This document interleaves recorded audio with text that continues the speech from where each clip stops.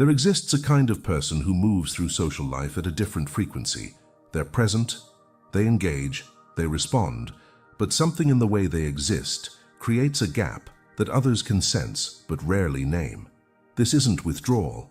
It's not defensiveness built from old wounds. It's a natural position, one that forms without intention or effort. The pull toward connection operates differently for them. Weaker, less urgent.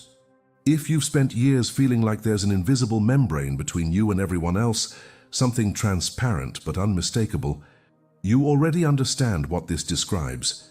You've felt it in conversations that never quite reach you. You've noticed it in relationships that stay warm but never deepen past a certain point. What follows is an examination of that position, not as pathology, but as a behavioral structure with identifiable patterns and consequences. This is about the mechanics of distance, how it develops, what it signals, and why certain people carry it without ever choosing to. Clarity first. This is not isolation. Isolated people crave connection, but can't secure it. They reach and meet resistance. The distant individual doesn't live in that state of longing. Social interaction doesn't produce distress for them. The difference is that their emotional stability doesn't depend on those interactions the way it does for most people. They don't need external confirmation to feel grounded. This is also not emotional coldness. Coldness suggests blockage, a shutting down of feeling as protection. The distant person hasn't closed themselves off.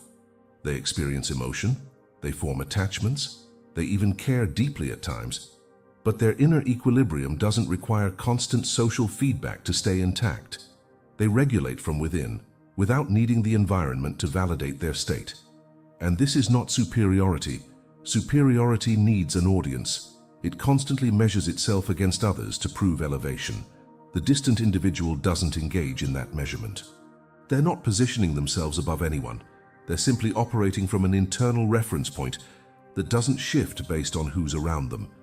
So what is this? It's a reduced dependence on external validation as a stabilizing mechanism. Most people use social feedback to regulate their sense of self. Approval, agreement, inclusion, shared emotion. These aren't luxuries, they're tools for maintaining internal balance. The distant individual has a weaker requirement for that kind of input. They stabilize on their own terms. This produces a recognizable behavioral pattern. They observe more than they react.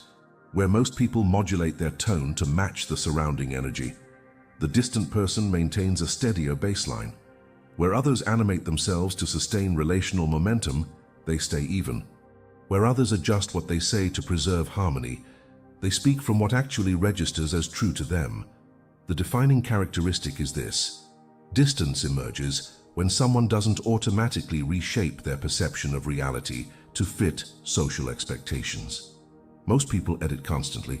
What they notice, what they express, what they prioritize, all of it gets filtered through the question of whether it will maintain connection. The distant individual performs less of that filtering. They see what they see. They hold what feels accurate, and they don't trade that clarity to stay aligned with others. That creates separation, even when they're engaged. This distance doesn't stay hidden. It generates specific repeating responses from others, though the signals are rarely what people expect. People bring you their conclusions, but not their process. They'll tell you what they've decided, what they think about a situation, what they plan to do, but they won't walk you through how they arrived there. The uncertainty, the back and forth, the moments where they didn't know what they felt, those parts get edited out before they reach you. You receive the finalized version, the one they're willing to defend. It's as if they're presenting to you rather than thinking alongside you. Relationships with you tend to freeze at a particular depth and stay there. Not shallow necessarily, sometimes quite meaningful, but static.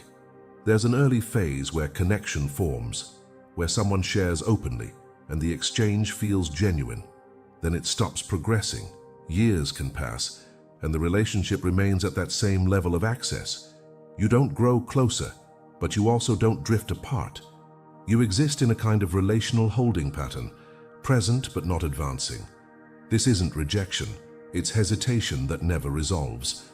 You notice people seek your presence when they need clarity, then create distance once they've regained their footing. During a breakup, a career crisis, a loss, they want you there. Your steadiness becomes useful, but once the turbulence passes and life returns to its regular rhythm, they retreat. Not out of ingratitude, but because your presence requires something they're only willing to offer when they're already destabilized. When everything is fine, they'd rather not be around someone who makes them consider whether fine is accurate.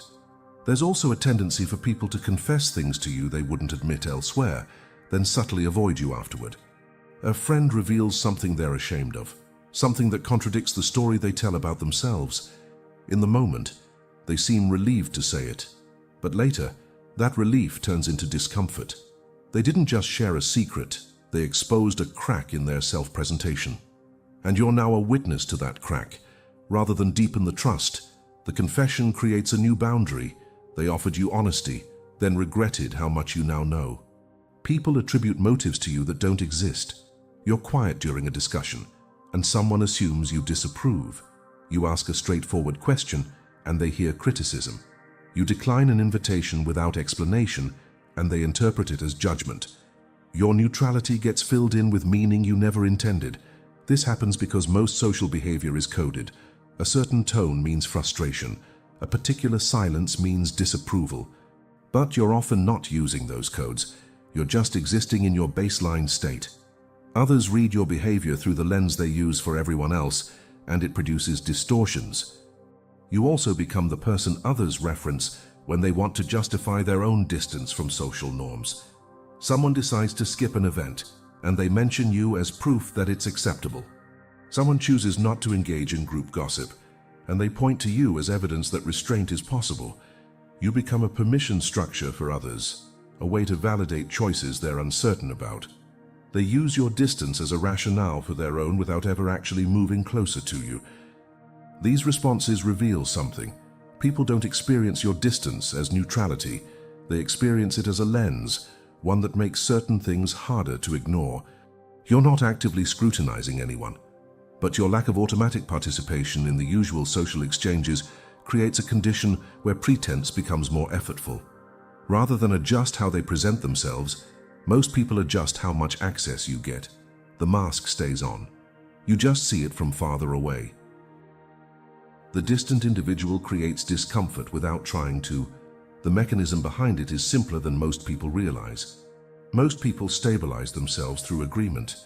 When they express an opinion and someone nods, they feel more certain. When they share excitement and someone matches it, the excitement feels validated. When they complain and someone joins in, the complaint feels justified. This back and forth isn't shallow. It's how most people confirm that their internal experience aligns with reality. They check their perceptions against others and adjust until they match. The distant individual doesn't do this. They form their view internally and keep it, whether others agree or not. They listen, they consider, but their conclusion doesn't depend on whether you share it. This creates a quiet problem. When someone speaks expecting their words to generate a particular response, and that response doesn't come, something breaks. They offered something meant to matter, and it didn't land the way they needed it to. This shows up in everyday exchanges. Someone talks about an accomplishment with clear pride. You acknowledge it, maybe even genuinely, but your tone stays level. They were expecting their pride to transfer to you, to see it reflected back. It doesn't. Someone worries aloud about a decision, expecting you to worry with them. You engage with the situation, but the anxiety doesn't move into you. They leave the conversation still holding their own uncertainty, without the comfort of shared concern. Over time, people realize that talking to you doesn't make them feel more sure of themselves. With most people, conversation creates reinforcement. Both sides leave feeling validated, understood, more confident in whatever they were already thinking.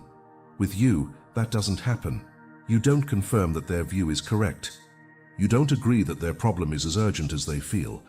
You don't reflect their mood back to them, and without that reflection, they're left alone with their own state, unsupported.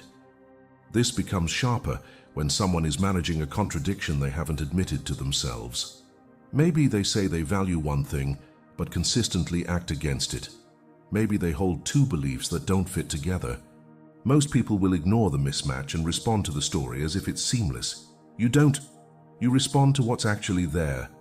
If someone insists they're honest while clearly hiding something, you won't pretend the two align. You won't argue about it. You just won't affirm the version they're trying to maintain. What happens is that people feel unstable around you. Their usual methods for staying certain stop working. The reassurance they expect never arrives. The validation that would let them stop questioning doesn't come. And instead of seeing this as a difference in how you operate, they assume something is off about you. They'll say you're hard to read, distant, cold. What they mean is that you don't help them feel secure in whatever they've convinced themselves of. And that absence feels like rejection, even when it's just neutrality. The discomfort isn't about what you do, it's about what you don't do. You don't participate in the mutual reinforcement that most relationships run on. And when someone meets a person who operates that way, they don't feel rejected exactly. They feel unsupported, which, to them, is close enough to the same thing. Distance carries a kind of power that operates differently than most people expect. The common understanding of power is force, someone who can command attention, demand compliance, or shift a situation through sheer presence. That kind of power is visible. It acts on others directly. The distant individual holds power through withdrawal. They don't impose themselves, they withhold participation, and that withholding changes the structure of every interaction they're part of. Consider what happens when someone refuses to need something everyone else needs. Most people require approval to feel stable. They adjust their behavior to secure it. The distant person doesn't. This immediately creates asymmetry. When one person in an exchange isn't working to maintain the other's comfort, the exchange tilts. The person who needs approval now has to work harder. They offer more, explain more, justify more. The distant individual hasn't asked for any of this. Their simple lack of need has redistributed effort. This extends beyond individual exchanges. Social hierarchies rely on everyone agreeing about what matters. Status, reputation, likability, these only hold value if the group collectively decides they do. The distant person doesn't assign value to these markers the way others do. They don't pursue status. They don't manage their reputation carefully. They don't optimize for likability. This doesn't remove them from the hierarchy, it makes them illegible within it. And illegibility is destabilizing. When you can't place someone, you can't predict them. When you can't predict them, you can't control them. There's a reason groups become uneasy around people they can't categorize. It's not personal distrust, it's structural. Groups operate through role assignment. Everyone has a position, a function, a way they contribute to the whole. The distant individual resists categorization. They're useful when needed but don't seek usefulness. They're present but not invested. They contribute but don't campaign for recognition. This makes them simultaneously valuable and unsettling. The group can't rely on them in the way it relies on others because their participation isn't motivated by the same needs. Influence also works differently for the distant individual. Most people shift others through direct persuasion. They make their case and wait for agreement. The distant person influences through contrast. They don't need to argue against something. They just embody an alternative. When everyone is anxious, they're calm. When everyone is performing certainty, they're comfortable with ambiguity. When everyone is seeking validation, they're self-contained. That contrast doesn't tell others what to do. It shows them what's possible. And that's more disruptive than any argument because it bypasses debate entirely. This is why the distant individual often becomes a reference point, even when they're not central to the group. People measure themselves against them without realizing it. Someone notices they're constantly seeking approval and remembers the distant person doesn't. Someone catches themselves performing and recalls that the distant person just exists. The comparison isn't flattering and it isn't invited. It just happens. And once someone becomes a standard others measure themselves against, they hold influence whether they want it or not. The power here isn't about control. It's about autonomy that others can't disrupt. Most people can be moved through guilt, through obligation, through fear of exclusion. The distant individual remains in place. You can appeal to them, but you can't leverage them. You can include them, but you can't bind them. And that immovability, quiet as it is, becomes a form of weight. Not because it pushes, because it doesn't shift. Distance extracts a price that doesn't show up in single moments. It accumulates. The first cost is continuity. Most relationships are built through repetition, regular contact, shared routines, accumulated presence. The distant individual doesn't generate that kind of contact naturally. They don't initiate often. They don't maintain momentum in the way that keeps relationships active. Connections fade without deliberate effort. Someone you spoke with deeply 6 months ago becomes someone you haven't thought about in weeks. The relationship didn't end.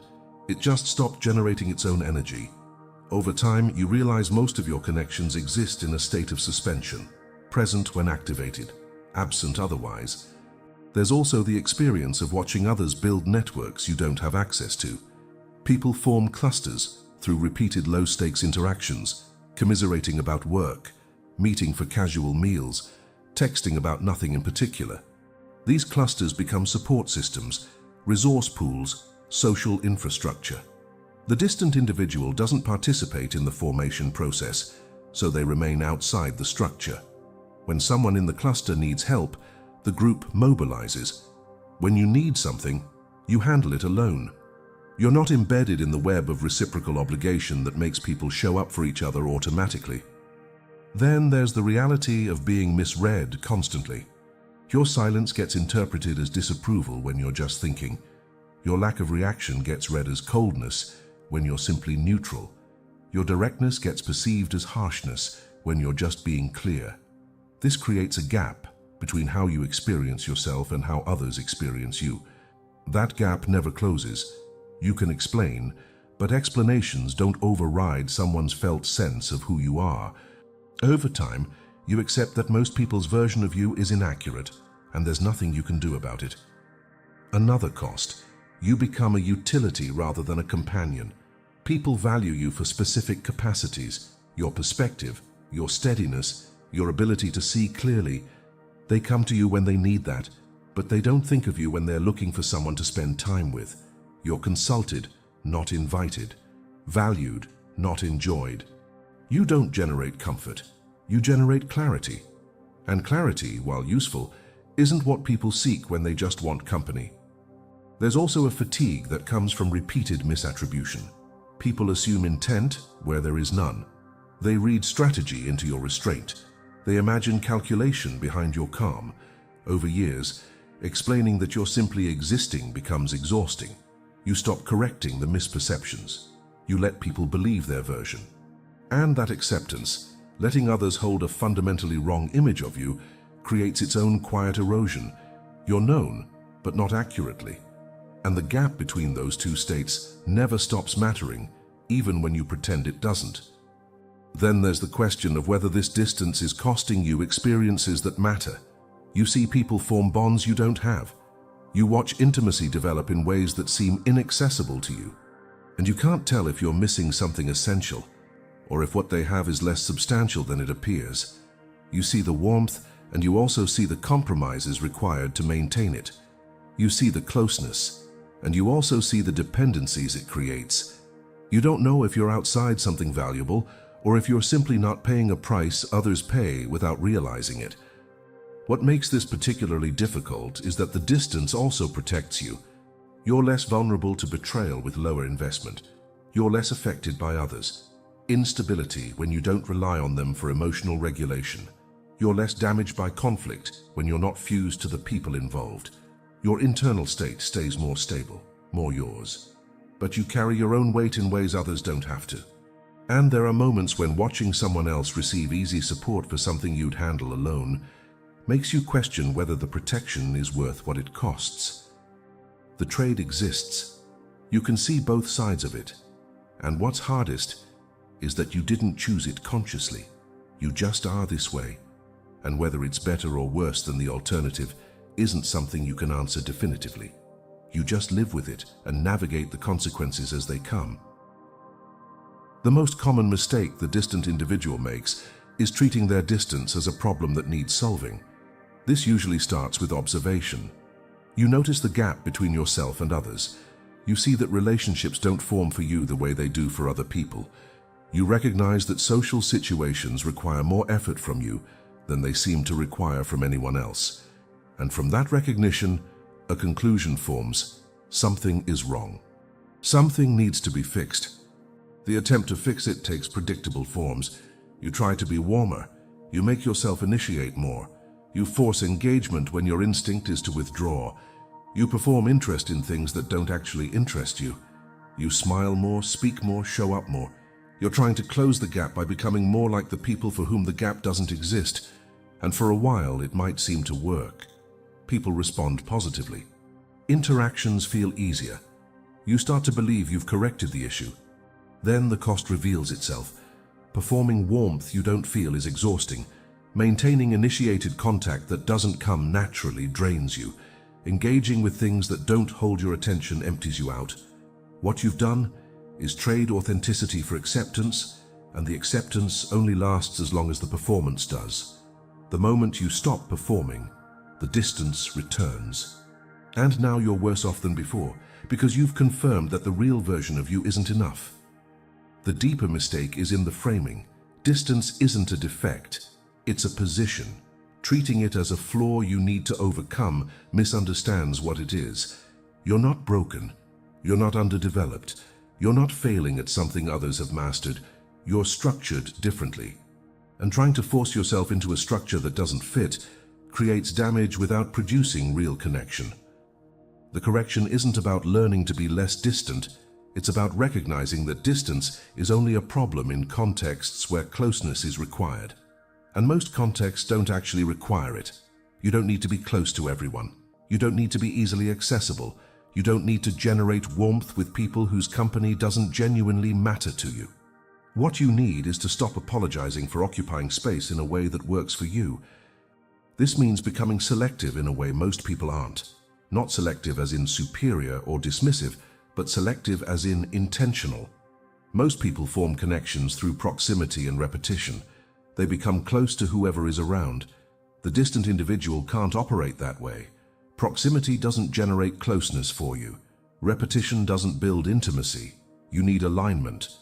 You need someone whose way of existing doesn't require you to adjust yours, and those people are rare. The mistake, then, is spending energy trying to connect with people who will never fully understand how you operate, instead of conserving that energy for the few who might. Every hour spent performing warmth with someone who requires constant emotional maintenance is an hour you're not available for someone who wouldn't need you to perform at all. And the tragedy is that most distant individuals waste years trying to make incompatible connections work before they realize the effort itself was the problem. There's also the mistake of assuming that because you can function in social settings, you should. You can perform, you can engage, you can make people comfortable, but capability doesn't equal obligation. Just because you can tolerate something doesn't mean you should accept it as a permanent condition. The distant individual often ends up in relationships and environments that don't suit them, simply because they're capable of managing the discomfort. And over time, that management becomes their life. They forget they were ever trying to find something that didn't require management in the first place. The alternative isn't isolation, it's precision. You don't need dozens of surface-level connections. You need 2 or 3 that function without friction. You don't need to be liked widely. You need to be understood accurately by the few people whose understanding matters. You don't need to soften your edges to fit into spaces that were never built for you. You need to find or create the rare spaces where your edges aren't a problem. This requires letting go of the idea that connection should feel easy. For most people, it does. For you, it won't. And accepting that isn't defeat, it's clarity. The people worth your time are the ones who don't require you to be different than you are. And those people won't find you if you're busy pretending to be someone else. There's a fundamental divide in how people relate to the world. Some are built to exist at the center. They thrive in constant exchange, their identity forming through relationship and feedback. Others are built for the perimeter. They see more from distance, their stability coming from internal reference rather than external confirmation. Neither position is superior. They're simply incompatible structures, and most of the friction the distant individual experiences comes from trying to force compatibility where none exists. Carl Jung observed that individuation, the process of becoming who you actually are, requires separation from the collective. Not permanent isolation, but a willingness to stand apart from the group's unconscious assumptions. The distant individual lives in that separation by default. They never fully merged with the collective in the first place, which means they're constantly confronted with their own psychological reality, rather than adopting the group's version of it. This produces a particular kind of consciousness. You're more aware of your own patterns, your own contradictions, your own shadow. That awareness doesn't make you better, but it does make you different. And that difference is often mistaken for alienation, when it's actually a form of psychological development most people avoid. Understanding this removes the question of whether you should change. You can't, not in any way that matters. You can perform adjustment, but the structure beneath remains. What you can do is stop interpreting your distance as a problem and start treating it as information. It tells you what environments will drain you, what kinds of people will misread you, and where you'll be valued versus merely tolerated. The distant individual isn't failing at connection. They're operating within a different form of it, one that requires less frequency and more depth, one that doesn't depend on constant maintenance. Most people can't function within that form, and that's fine. Incompatibility isn't something to fix, it's something to navigate. What this means practically is that your life will look different. Fewer relationships, but more durable ones. Less social activity, but more internal stability. Less warmth from the environment, but less dependence on it. You won't have what most people have, but you also won't carry what most people carry. The constant negotiation, the perpetual adjustment, the need to check yourself against others to feel acceptable. You'll lose access to easy belonging. You'll gain access to autonomy most people never experience. Being distant is not a lack of connection. It's a different relationship with reality, one that doesn't require the world to confirm what you already know, one that doesn't collapse when others withdraw, one that exists on its own terms, whether anyone is watching or not. If this resonated with you, consider subscribing.